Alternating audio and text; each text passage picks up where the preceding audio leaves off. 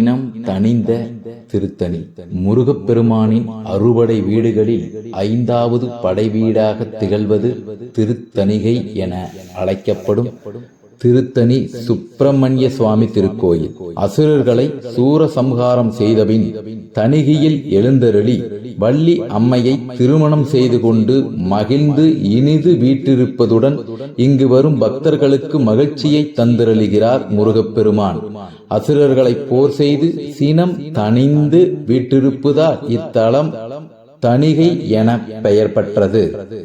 முருகப்பெருமான் தேவர்களின் துயரம் நீக்கும் பொருட்டு சூரபத்மனுடன் செய்த பெரும் போரும் வள்ளியம்மையை மணந்து கொள்ள வேடர்களுடன் விளையாட்டாக நிகழ்த்திய சிறு போரும் முடிந்து தணிந்து அமர்ந்த தலம் என்பதால் இத்தலம் திருத்தணிகை என பெயர் பெற்றதாக அறியப்படுகிறது. தணிகை என்னும் சொல்லுக்கு பொறுத்தல், அதாவது பொறை என்பதும் ஒரு பொருளாதலின் அடியார்களின் பிழைகளையும் பாவங்களையும் பொறுத்து அருள் புரியும் தலம் திருத்தணிகை என்று கொள்ளுதலும் பொருந்தும். மிகவும் தொன்மை வாய்ந்த இத்திருத்தணிகையில் முருக பக்தரான அருணகிரிநாதர் 63 திருப்புகழ் பாடல்களால் இத்தலத்தை பெரிதும் போற்றி துதித்துள்ளார்.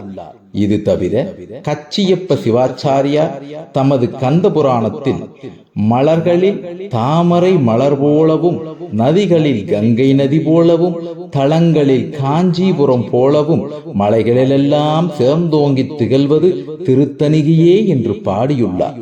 திருநாவுக்கரசர் திருப்புறம் பயம் தளத்து திருத்தாண்டகத்தில் கல்மலிந்தோங்கும் கழுநீர் குன்றம் என திருத்தணிகையை பற்றி குறிப்பிட்டுள்ளார். நக்கீரர் முருகனை பற்றி திருமுருகாற்றுப்படை என சிறந்த துதி நூலை பாடியுள்ளார். அதில் குன்றுதோடாடல் என்று உரைக்கின்றார்.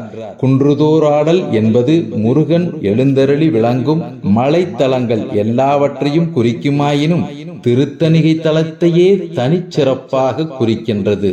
வெற்றிவேல் முருகனுக்கு அரோகரா.